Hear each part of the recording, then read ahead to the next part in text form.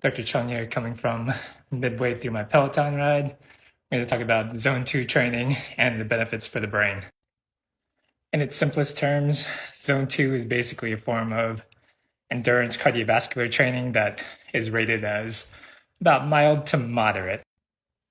Historically, I've been really into high intensity exercises like CrossFit or even endurance training that was pretty strenuous, where I would be running at 70 to 80% of my max capacity. With Zone 2, you're operating at about 60 to 70% of your max heart rate. And it's usually at a pace where you could be a little bit conversational, where you're sweating, but you're not terribly out of breath. And it's a pace where you could usually do nasal breathing without having to breathe through your mouth, or you could keep track of your heart rate, actually measure where your 60 to 70% of your max heart rate is.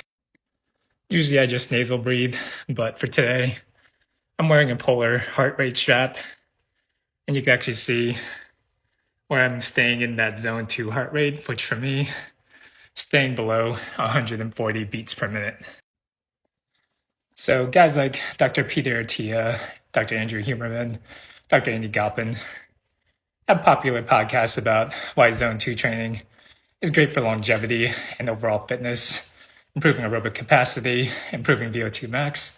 I'm going to give you 4 reasons why it's awesome for your brain.